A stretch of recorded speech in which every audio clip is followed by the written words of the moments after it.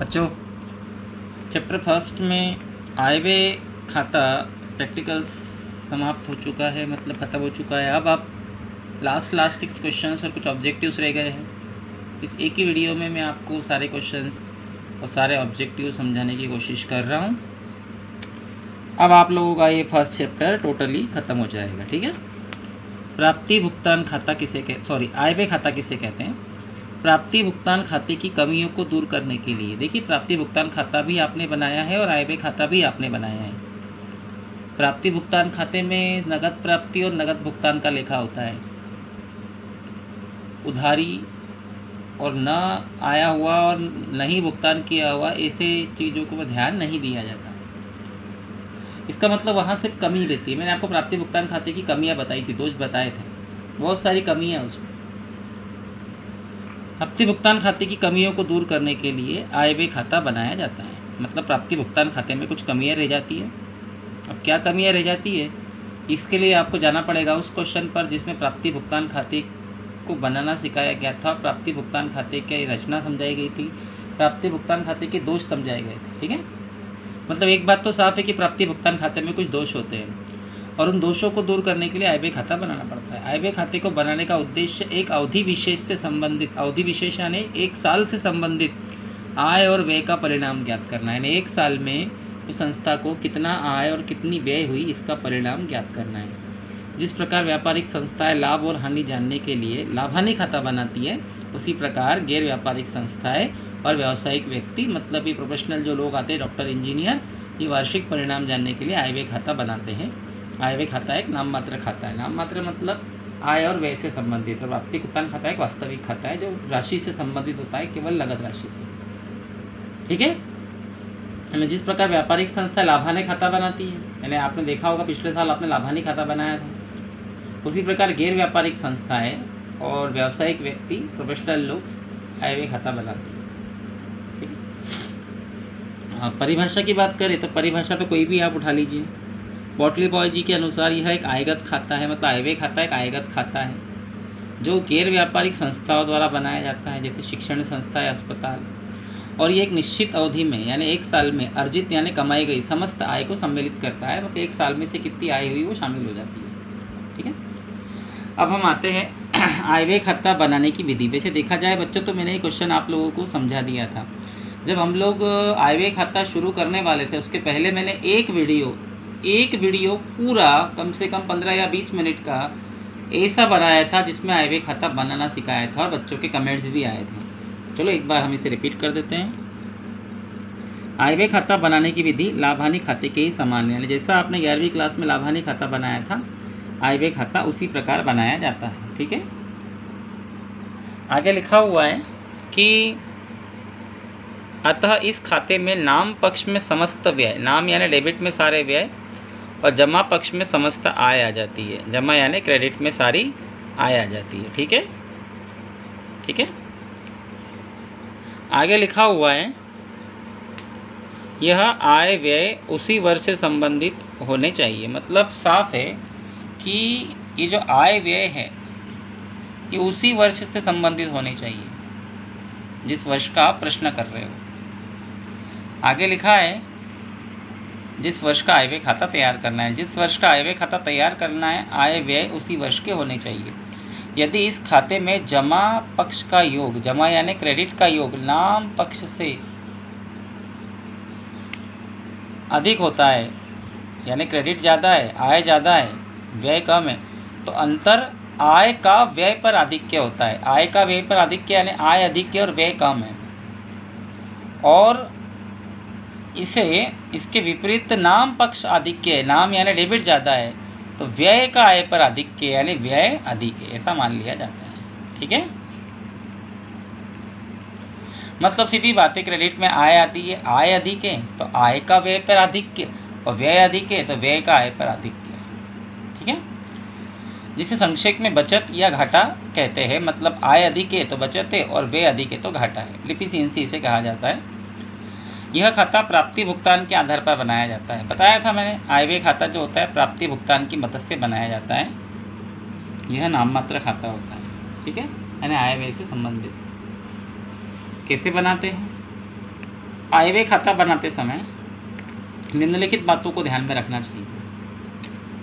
अब यार देखिए, ये चीज़ें तो मैं आपको समझा चुका हूँ, लेकिन फिर भी एक बार सर्वप्रथम संस्था का नाम आता है, मालूम है आप लोगों को, ऊपर लिखा जाएगा किसी भी संस्था का नाम लिख सकते हैं आप, ऋतिक पवार क्लब, ठीक है। फिर खाते का नाम आता है इनकम एंड एक्सपेंडिचर अकाउंट।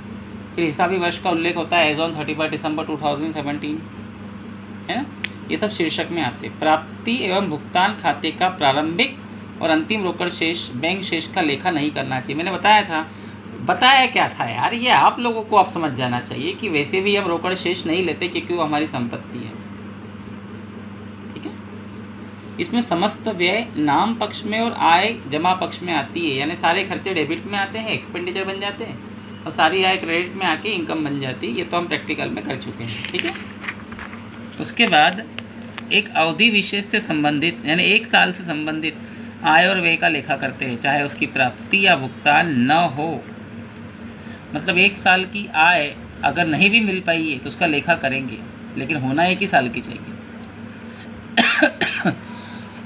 इसमें पूंजीगत व्यय और पूंजीगत प्राप्ति का लेखा नहीं करते, बताया था मैंने आपको। पूंजीगत मतलब ऐसे खर्चे जो बार बार न किए जाए, संपत्ति से संबंधित खर्चे। इसमें पूर्वदत्त और अदत्त व्यय का समायोजन किया जाता है। पूर्वदत्त मतलब जो एडवांस दे चुके हैं माइनस करते, अदत्त व्यय मतलब जो चुकाना बाकी है उसे प्लस करते। इसमें उपार्जित अनुपार्जित आय समायोजन किए जाते हैं। मतलब कुल मिलाकर यहाँ समायोजन पर ध्यान दिया जाता है। यहाँ संपत्ति का ह्रास और अशुद्ध ऋण संचिति का समायोजन किया जाता है, यानी यहाँ समायोजन पर ध्यान दिया जाता है। रोकड़ शेष तथा संपत्ति नहीं दिखाई जाती, मालूम है आपको।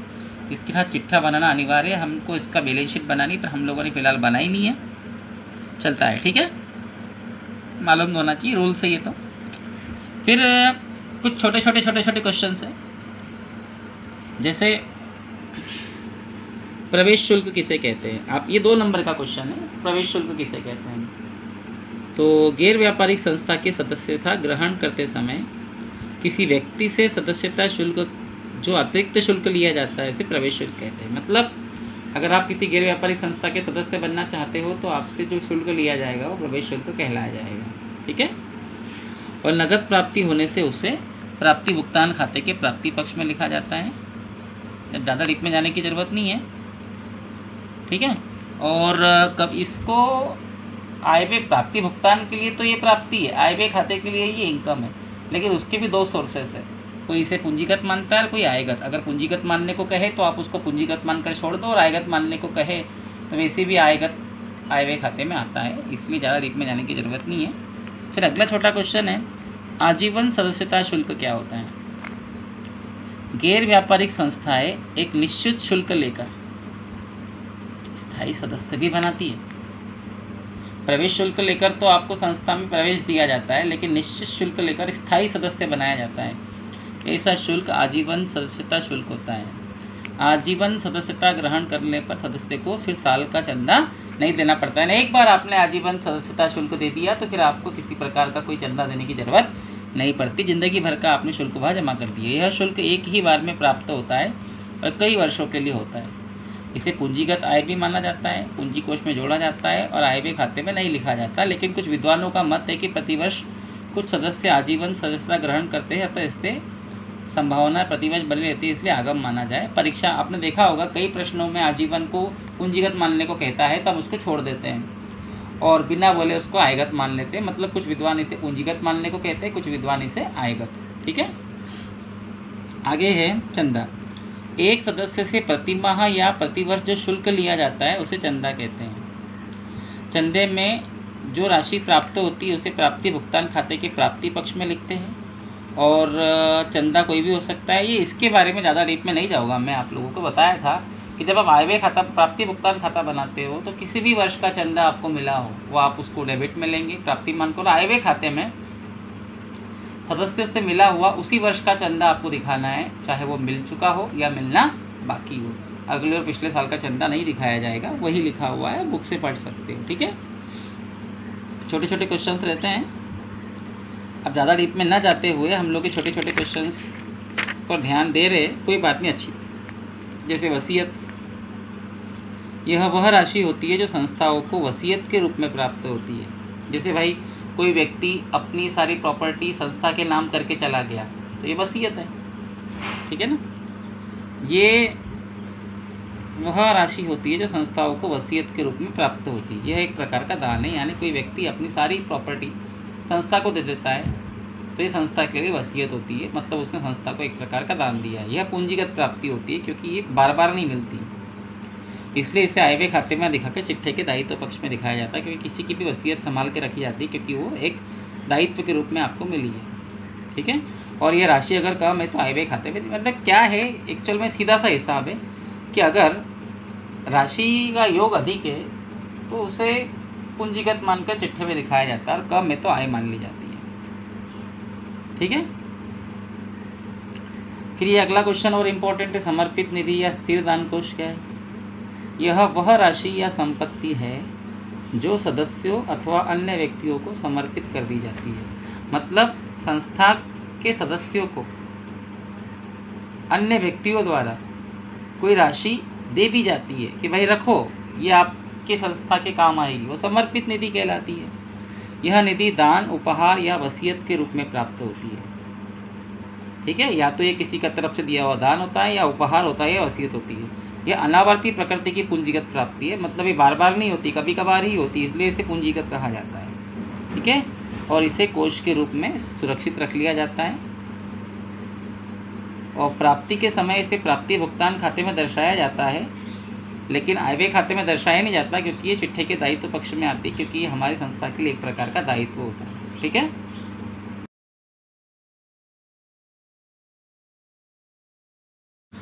अब हम इस चैप्टर का सबसे इम्पोर्टेंट क्वेश्चन करने जा रहे हैं, जिसके बिना शायद पेपर नहीं बनता है, और ये आपकी थ्योरी का लास्ट क्वेश्चन है और ये आपको आना चाहिए।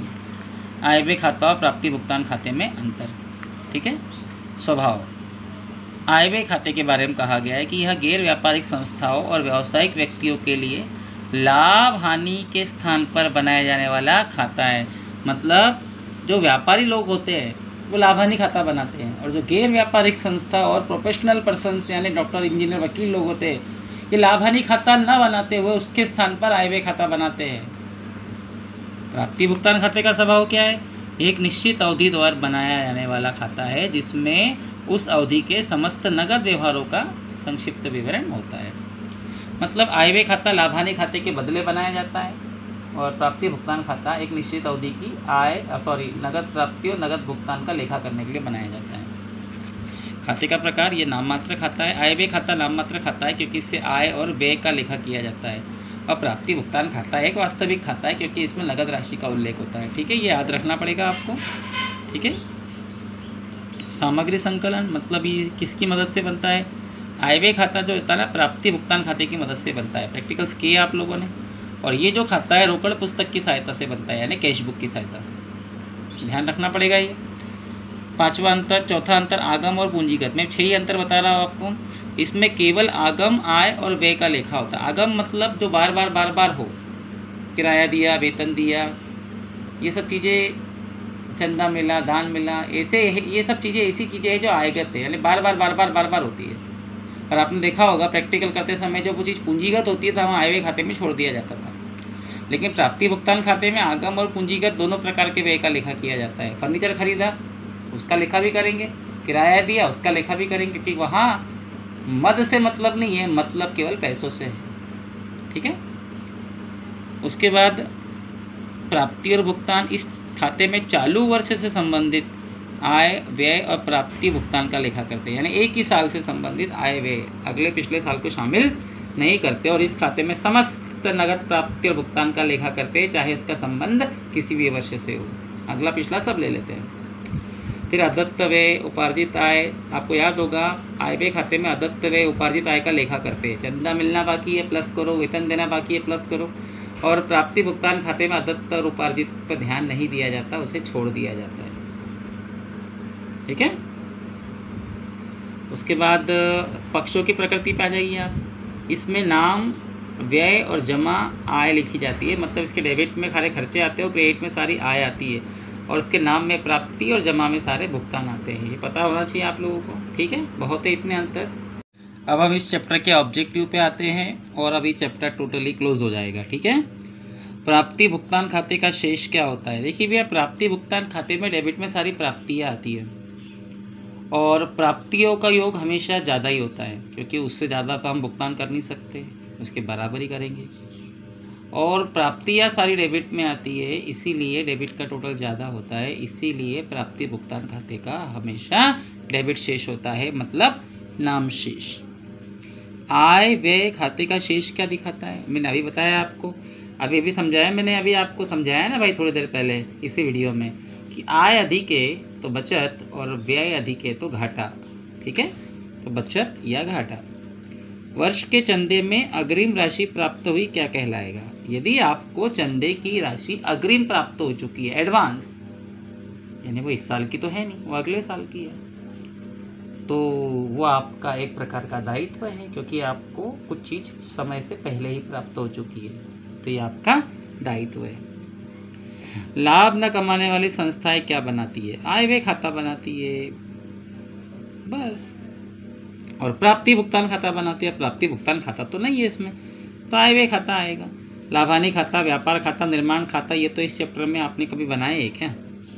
लाभ न कमाने वाली संस्थाएं दो ही प्रकार के खाते बनाती है, आय व्यय खाता और प्राप्ति भुगतान खाता, तो इस क्वेश्चन में आय व्यय खाता आएगा। ठीक है, आय व्यय खाते में व्यवहारों को लिखा जाता है। आय व्यय खाते में केवल आगम प्रकृति के व्यवहार आते हैं, केवल आगम, केवल आगम, केवल आगम, जो बार बार करने पड़े, जबकि प्राप्ति भुगतान खाते में आगम और पूंजीगत दोनों प्रकार के व्यवहार आते हैं। ठीक है, वर्ष में 10,000 रुपये चंदा प्राप्त हुआ। ठीक है, अगले वर्ष का 600 रुपये अग्रिम प्राप्त हुआ और 800 रुपये चंदा अभी बाकी है। इसका मतलब आय व्यय खाते में कितना चंदा जाएगा। देखिए, ये प्रैक्टिकल प्रॉब्लम वाला क्वेश्चन है। मैंने बताया था कि इस साल के चंदे में पिछले और अगले साल का चंदा अगर घुस के बैठा है तो उसे माइनस करना पड़ेगा, और जो इस साल का मिलना बाकी है उसे प्लस करना पड़ेगा। तो जो अगले साल का 600 माइनस कर दो और जो इस साल का चंदा बकाया उसको प्लस कर दो। 10,000 में से 600 गए, 9,400, 9,400 में 800 प्लस किए तो 10,200 लगभग आंसर आपका आ जाएगा। ठीक है, ठीक है ना, सॉरी 10,000 में से 600 माइनस करें 9,400 आएगा, और 9,400 में अगर 800 प्लस कर दे तो 10,200 के आसपास आपका आंसर आ जाएगा। बाकी सब प्रैक्टिकल प्रॉब्लम है, इसके आप देखेंगे बाद में। फिलहाल आप लोग आ जाइए रिक्त स्थान पर। प्राप्ति भुगतान खाते का अंतिम शेष क्या प्रदर्शित करता है। देखिए, प्राप्ति भुगतान खाते में डेबिट का टोटल हमेशा ज़्यादा आता है और डेबिट में से क्रेडिट माइनस करने के बाद रोकड़ शेष आता है, अंतिम रोकड़ शेष, बाय बैलेंस कैरी डाउन। आपने प्राप्ति भुगतान खाता बनाया है, यस बिल्कुल बनाया है। डेबिट का टोटल ज़्यादा आता है और डेबिट में से क्रेडिट माइनस करके बाय बैलेंस कैरी डाउन, अंतिम रोकड़ शेष आता है। तो प्राप्ति भुगतान खाते का अंतिम शेष क्या दिखाता है, अंतिम रोकड़ शेष या अंतिम बैंक शेष। व्ययों को आय व्यय खाते के खालिस्तान की ओर दिखाते। भाई व्यय तो आय व्यय खाते के डेबिट में आते हैं ना, एक्सपेंडिचर, और आय व्यय खाते के क्रेडिट में आती है, इनकम। खालिस्तान संपत्ति का दायित्व पर आधिक्य है, संपत्ति का दायित्व पर आधिक्य, यानी संपत्ति अधिक है और दायित्व कम है। ठीक है, इसे कहेंगे पूंजी कोष, याद रखना। प्राप्ति भुगतान खाता खालिस्तान और खालिस्तान मदों में अंतर नहीं करता, पूंजीगत और आगम। प्राप्ति भुगतान खाते में पूंजीगत और आगम मदों में अंतर नहीं किया जाता, इसमें पूंजीगत मदें भी आती है और आगम मदें भी आती है। प्राप्ति भुगतान खाता खालिस्तान व्यवहारों का सारांश है, रोकड़ व्यवहारों का सारांश है। प्राप्ति भुगतान खाता रोकड़ बही की एक फोटोकॉपी होती है, मैंने आपको समझाया था, तो ये रोकड़ व्यवहारों का एक सारांश है। लाभानी, लाभ न कमाने वाली संस्थाएं अपना हिसाब किताब रोकड़ पद्धति से रखती है। थ्योरी पढ़ी है आप लोगों ने, क्यों रखती है रोकड़ पद्धति से, तो हिसाब काय पर रखती है, रोकड़ पद्धति पर, क्योंकि यह अधिकतर लेन देन रोकड़ होते हैं। लाभ न कमाने वाली संस्थाओं का प्रमुख उद्देश्य समाज सेवा करना होता है। ठीक है, और केवल चालू वर्ष की आगम आय और आगम व्यय का लेखा। ऐसा कौन सा खाता है जिसमें केवल चालू वर्ष के ही समायोजन किए जाते हैं, आय व्यय खाता, आय व्यय खाते में किया जाता है। ठीक है, पुस्तक सामने रखना। सत्य पे आ जाते हैं अपन। आयगत मदों को आय व्यय खाते में लिखा जाता है, बिल्कुल सही है, केवल आयगत मद ही आय व्यय खाते में आती है, पूंजीगत आती नहीं है। प्रवेश शुल्क को भुगतान के रूप में दिखाया जाता है। क्यों भुगतान दिखाए भाई हम प्रवेश शुल्क को? अभी तो हम लोगों ने थ्योरी पढ़ी, संस्था में प्रवेश करने वाले सदस्यों से लिया गया शुल्क प्रवेश शुल्क कहलाता है और संस्था के लिए प्राप्ति मानी जाती है, प्राप्ति भुगतान खाते के डेबिट में आती है। तो भुगतान क्यों माने? तो प्राप्ति है ना, तो ये गलत हो गया ना। प्राप्ति भुगतान खाते में केवल पूंजीगत मदें आती है, ये गलत है भैया। प्राप्ति भुगतान में पूंजीगत और आगम दोनों मदें आती है। आयव्यय खाते में आगम मदें आती है। आयव्यय खाते में अदत्त व्ययों का समायोजन किया जाता है, बिल्कुल किया जाता है। प्राप्ति भुगतान खाते में समायोजन नहीं आते, लेकिन आयव्यय खाते में समायोजन आते हैं, तो ये सही है। विशिष्ट कोष के व्यवहार पूंजी प्रकृति के होते हैं, यस ये सही है, क्योंकि जो व्यवहार विशिष्ट होते हैं वो पूंजीगत बन जाते हैं। विशिष्ट मतलब कभी कभार होने वाले। प्राप्ति भुगतान खाते में समायोजन नहीं किए जाते, बिल्कुल नहीं किए जाते, आयव्यय में किए जाते, ये तो सत्य है। आयव्यय खाता व्यक्तिगत खाता है? नहीं, ये एक नाम मात्र खाता है। प्राप्ति भुगतान खाते के आधार पर चिट्ठा बनता है? गलत है। प्राप्ति भुगतान के खाते पर आधार पर प्राप्ति भुगतान खाते के आधार पर आयव्यय खाता बनता है, ये गलत है। ठीक है, फिर सही जोड़ी जमाना है आपको। प्राप्ति और भुगतान खाता, ये जो प्राप्ति और भुगतान खाता है, ये जो लाभ न कमाने वाली संस्थाएं बनाती है। विशिष्ट दान का लेखा, विशिष्ट दान यानी आपको किसी विशिष्ट चीज़ के लिए दान मिला है, तो ये आपका दायित्व है चिट्ठे के दायित्व की ओर। आयव्यय खाता, आयव्यय खाता जो होता है एक नाम मात्र खाता है। व्यय का आय पर आधिक्य, व्यय अधिक है आय कम है, तो ये कमी कहलाएगी, यानी कमी एक प्रकार। स्थिर दान कोष, स्थिर दान कोष जो होता है वो पूंजीगत प्राप्ति मानी जाती है ना, प्राप्ति है वो, आपको किसी ने समर्पित कर दिया, दान दे दिया। डॉक्टर सर्जन ये व्यावसायिक व्यक्ति है। विद्यालय महाविद्यालय लाभ न कमाने वाली संस्था है और आर्थिक स्थिति का घोतक नहीं है, ये आएगा आपका प्राप्ति भुगतान खाता। आर्थिक स्थिति का घोतक नहीं होता, मतलब थ्योरी है ये। प्राप्ति भुगतान खाता किसी संस्था की आर्थिक स्थिति सही तरीके से बता नहीं पाता। ठीक है, फिर है प्राप्ति भुगतान खातों का अंतिम शेष क्या दिखाता है? प्राप्ति भुगतान खाते का अंतिम शेष अंतिम रोकड़ शेष दिखाता है, कितना पैसा अंत में बचा। चिट्ठा बनाने के पूर्व किसकी गणना की जाती है? आयव्यय खाते की। और आयव्यय खाते के पहले किसकी गणना की जाती है? प्राप्ति भुगतान खाते की। लाभ न कमाने वाले संस्थाओं की सबसे मुख्य आय चंदा है, चंदे से ही इनको सबसे ज़्यादा पैसा मिलता है, उसके बाद दान है। लाभ न कमाने वाली संस्थाओं का मुख्य उद्देश्य समाज सेवा। प्राप्ति भुगतान खाते में मदों को नहीं लिखा जाता, पूंजीगत प्राप्ति भुगतान खाते में कौन सी मदें नहीं आती? प्राप्ति भुगतान खाते में आयगत और पूंजीगत दोनों मदें आती। वो मदें नहीं आती जिसका संबंध रोकड़ से ना हो, गैर रोकड़ मदें नहीं आती। नगद व्यवहार आते, जो व्यवहार नगद ना हो वो नहीं आते। और आयव्यय खाता किस खाते की सहायता से बनता है? प्राप्ति भुगतान खाते की सहायता से। और प्राप्ति भुगतान खाता रोकड़ बही की सहायता से। ठीक है, ये आपका चैप्टर यहाँ क्लोज होता है।